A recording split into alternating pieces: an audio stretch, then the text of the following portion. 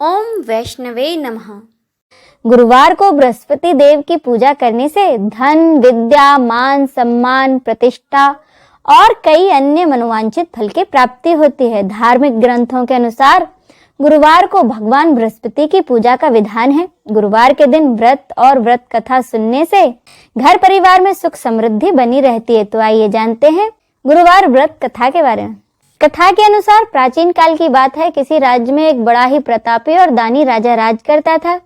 वह हर गुरुवार को व्रत रखता था और दीन दुखियों की मदद किया करता था, परंतु ये बात उसकी रानी को बिल्कुल अच्छी नहीं लगती थी। वह न तो व्रत करती थी और ना ही दान पुण्य में विश्वास रखती थी। इतना ही नहीं, वह राजा को भी ऐसा करने से मना करती थी। एक समय की बात है कि राजा शिकार खेलने के लिए वन गए।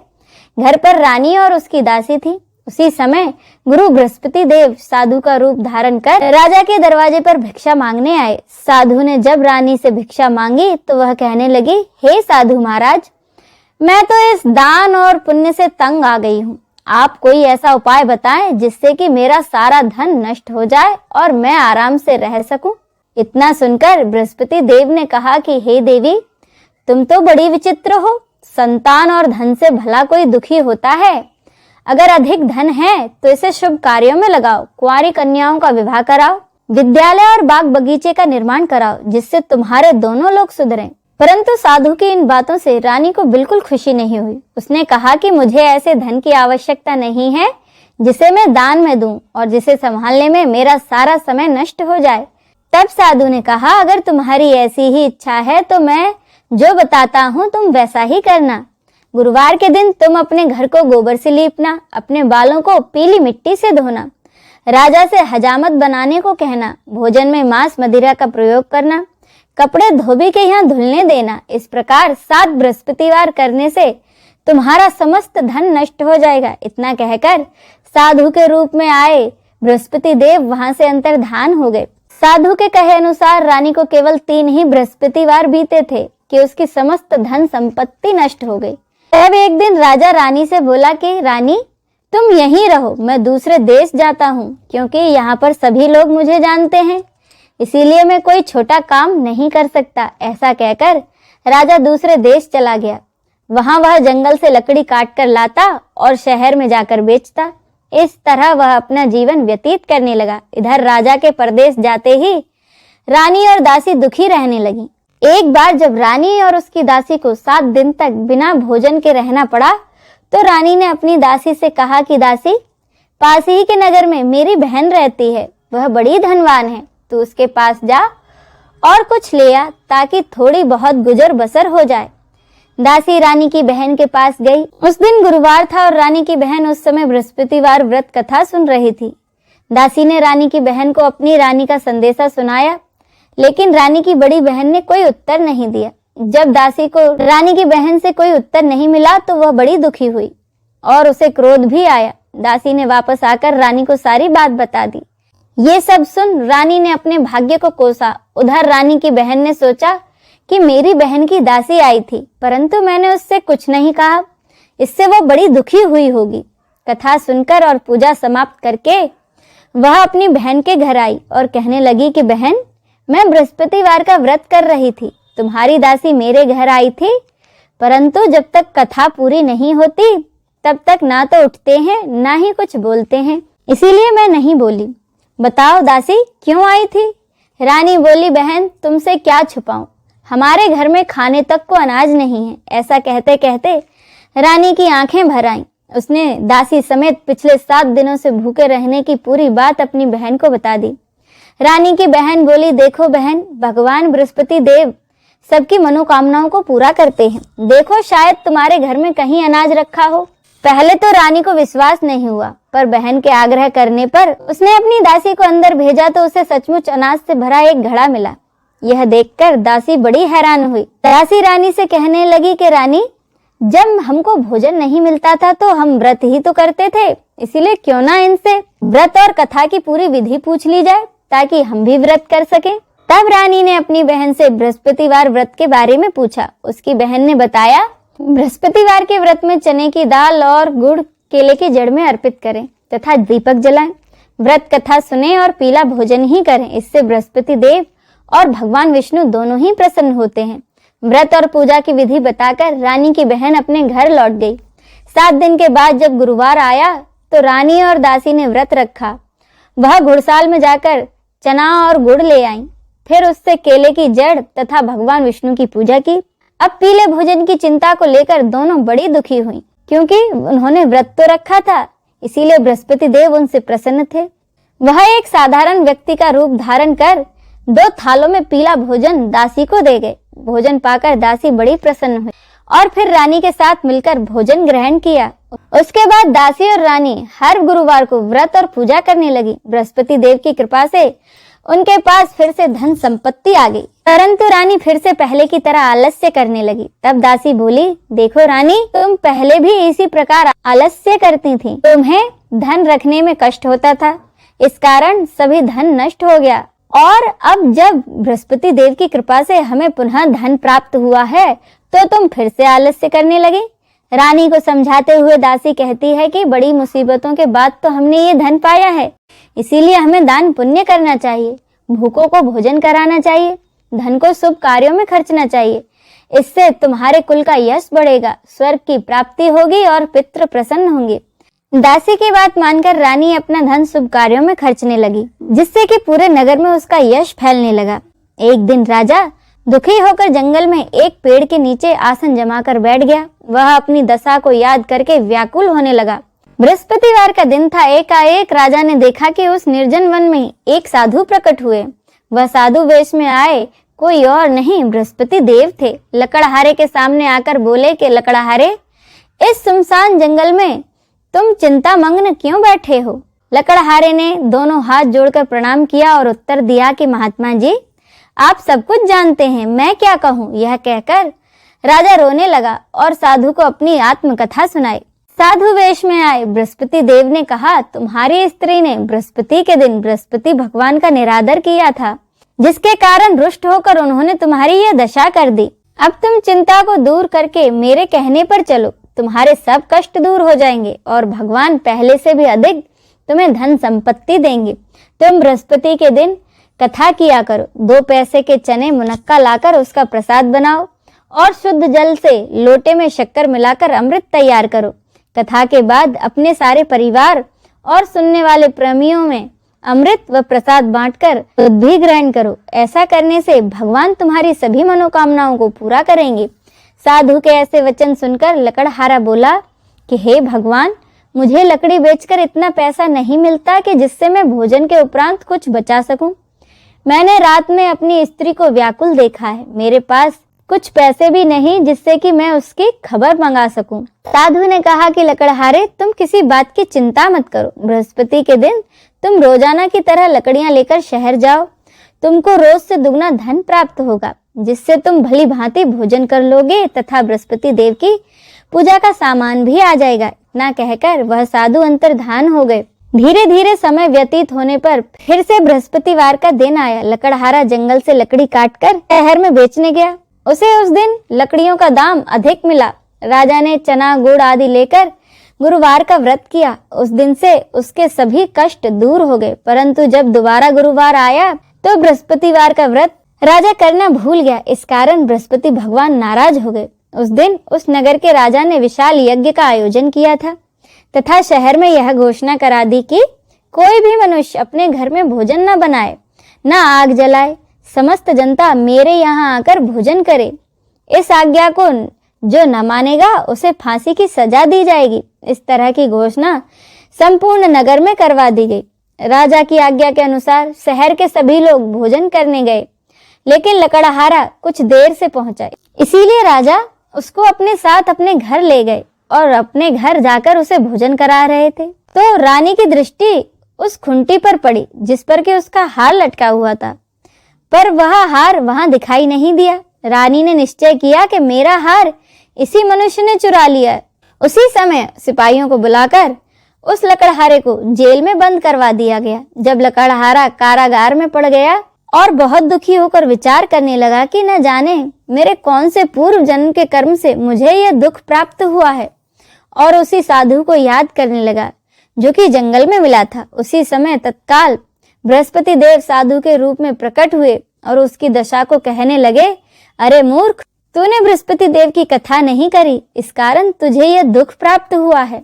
अब चिंता मत कर, बृहस्पतिवार के दिन कारागार में ही दरवाजे पर 4 पैसे पड़े मिलेंगे, उनसे तू बृहस्पति देव की पूजा करना, तेरे सभी कष्ट दूर हो जाएंगे। साधु के कहे अनुसार बृहस्पतिवार के दिन उसे 4 पैसे मिले। लकड़हारे ने कथा कही। उसी रात को बृहस्पति देव ने उस नगर के राजा को सपने में आकर कहा कि राजा, तुमने जिस आदमी को कारागार में बंद कर दिया है वह निर्दोष है, वह तो दूसरे नगर का राजा है, उसे छोड़ देना। रानी का हार उसी खुंटी पर लटका है, अगर तू ऐसा नहीं करेगा तो मैं तेरे राज्य को नष्ट कर दूंगा। इस तरह रात के सपने को देखकर राजा प्रातःकाल उठा और खुंटी पर हार देखकर लकड़हारे को बुलाकर क्षमा मांगी तथा लकड़हारे को सुयोग्य वस्त्र आभूषण देकर उसे विदा किया। बृहस्पति देव की आज्ञा अनुसार लकड़हारा अपने नगर को चल दिया। राजा जब अपने नगर के निकट पहुंचा तो उसे बड़ा आश्चर्य हुआ। नगर में पहले से अधिक बाग बगीचे, तालाब, कुएं और बहुत सी धर्मशालाएं और मंदिर बन गए थे। राजा ने पूछा, यह किसका बाग और धर्मशाला है? तब नगर के सब लोग कहने लगे, यह सब रानी और उसकी दासी के हैं। तो राजा को बड़ा आश्चर्य हुआ और गुस्सा भी आया। जब रानी ने यह खबर सुनी कि राजा आ रहे हैं तो उन्होंने बांदी से कहा कि दासी, देखो राजा हमको कितनी बुरी हालत में छोड़ गए थे, हमारी ऐसी हालत देखकर वह लौट न जाए, इसीलिए तू दरवाजे पर खड़ी हो जा। आज्ञा अनुसार दासी दरवाजे पर खड़ी हो गई। राजा जब आए तो उन्हें अपने साथ लेवा लाई। तब राजा ने क्रोध करके अपनी रानी से पूछा, यह धन तुम्हें कैसे प्राप्त हुआ है? तब उन्होंने कहा, हमें यह सब धन बृहस्पति देव के कृपा से प्राप्त हुआ है। राजा ने निश्चय किया कि अब 7 रोज बाद सभी बृहस्पति देव का पूजन करते हैं, परंतु मैं प्रतिदिन 3 बार कहानी तथा रोज व्रत किया करूंगा। अब हर समय राजा के दुपट्टे में चने की दाल बंधी रहती तथा दिन में 3 बार कहानी कहता। एक रोज राजा ने विचार किया, चलो अपनी बहन के यहाँ हो आऊं। इस तरह निश्चय कर राजा घोड़े पर सवार होकर अपनी बहन के यहाँ को चलने लगा। मार्ग में उसने देखा कि कुछ आदमी एक मुर्दे को ले जा रहे हैं। उन्हें रोककर राजा कहने लगा, अरे भाइयों, मेरी बृहस्पति देव की कथा तो सुन लो। वे बोले, लो हमारा आदमी मर गया है और इसको अपनी कथा की पड़ी है। परंतु कुछ आदमी बोले, अच्छा कहो, हम तुम्हारी कथा भी सुनेंगे। राजा ने दाल निकाली और जब कथा आदि हुई तो मुर्दा हिलने लग गया और जब कथा समाप्त हो गई तो वह मुर्दा राम राम करके मनुष्य की तरह उठ खड़ा हो गया। आगे मार्ग में उसे एक किसान खेत में हल चलाता मिला। राजा ने उसे देखा और उससे बोले, अरे भैया, तुम मेरी बृहस्पतिवार की कथा सुन लो। किसान बोला, जब तक मैं तेरी कथा सुनूंगा तब तक 4 हरिया तो जोत लूंगा, जा अपनी कथा किसी और को सुनाना। राजा के खेत से हटते ही बैल पछाड़ खाकर गिर गए तथा किसान के पेट में बड़ी जोर का दर्द होने लगा। उसी समय उसकी माँ रोटी लेकर आई। उसने जब देखा तो अपने पुत्र से सब हाल पूछा। बेटे ने सभी हाल अपनी माँ से कह दिया तो उसकी माँ दौड़ी दौड़ी उस घुड़सवार के पास गई और उससे बोली कि मैं तेरी कथा सुनूंगी, तू अपनी कथा मेरे खेत पर चलकर ही कहना। राजा उसके खेत पर जाकर कथा कहने लगा, जिसके सुनते ही वह बैल उठ खड़े हुए तथा किसान के पेट का दर्द भी बंद हो गया। राजा अपनी बहन के घर पहुंचा। बहन ने भाई की खूब मेहमानी की। दूसरे रोज प्रातः काल राजा जगा तो वह कहने लगा कि सब लोग भोजन कर रहे हैं। राजा अपनी बहन से कहा, ऐसा कोई मनुष्य नहीं है जिसने कि भोजन नहीं किया हो और मेरी बृहस्पतिवार की कथा सुन ले। उसकी बहन बोली, भैया, यह देश ऐसा ही है, यहाँ के लोग पहले भोजन करते हैं, बाद में दूसरे काम। तो राजा ने कहा कि देख लो, अगर कोई पड़ोस में हो तो बताओ। वह बोली, ठीक है। वह ऐसा कहकर देखने चलेगी, परंतु उसे कोई ऐसा व्यक्ति नहीं मिला जिसने कि भोजन न किया हो। अंत में वह एक कुम्हार के घर गई जिसका लड़का बीमार था। उसे मालूम हुआ कि उनके यहाँ 3 रोज से किसी ने भोजन नहीं किया है। रानी ने अपने भाई की कथा सुनने के लिए कुम्हार से कहा तो वह तैयार हो गया। राजा ने जाकर बृहस्पतिवार की कथा कुम्हार के यहाँ कही, जिसको सुनकर उसका लड़का ठीक हो गया। अब तो राजा की प्रशंसा होने लगी। एक रोज राजा ने अपनी बहन से कहा कि बहन, हम अपने घर को जाएंगे। तुम भी तैयार हो जाओ। राजा की बहन ने अपनी सास से कहा कि सासू माँ, मैं अपने मायके जा रही हूँ। तो उसकी सास ने कहा, ठीक है चली जाओ, लेकिन अपने लड़कों को मत ले जाना, क्योंकि तेरे भाई के कोई औलाद नहीं है। बहन ने अपने भाई से कहा कि भैया मैं तो चलूंगी, पर कोई बालक नहीं जाएगा। राजा बोला कि जब कोई बालक ही नहीं चलेगा तब तुम ही क्या करोगी।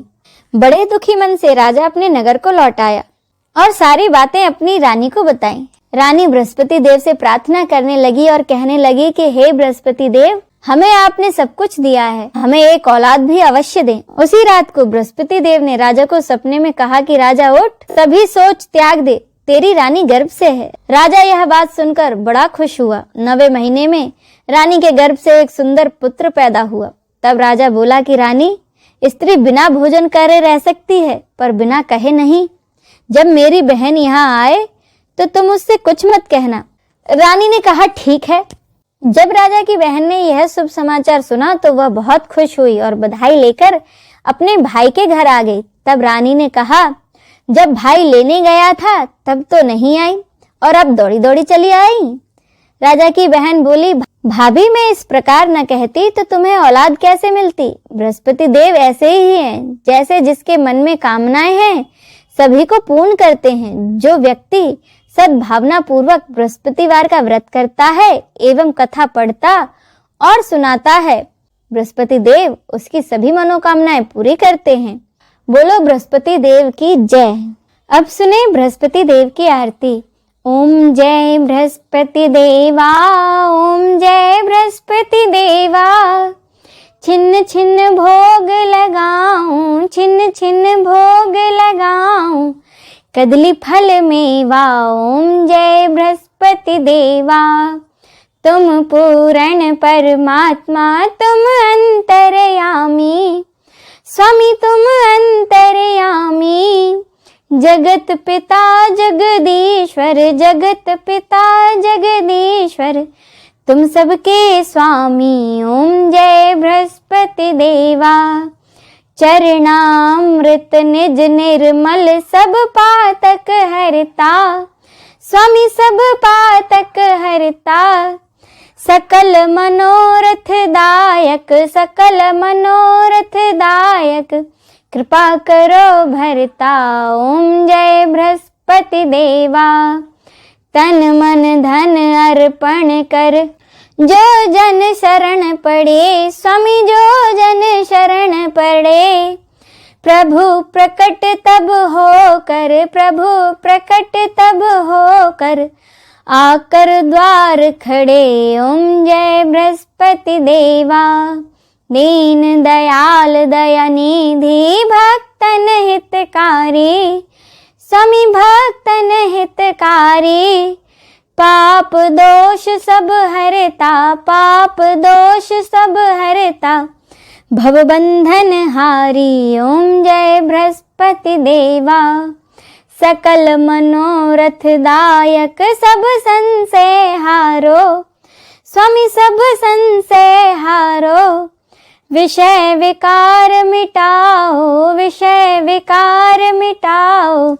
संतन सुखकारी। ओम जय बृहस्पति देवा, जो कोई आरती तेरी प्रेम सहित गावे, स्वामी प्रेम सहित गावे, जेठानंद आनंद कर, जेठानंद आनंद कर, सो निश्चय पावे। ओम जय बृहस्पति देवा।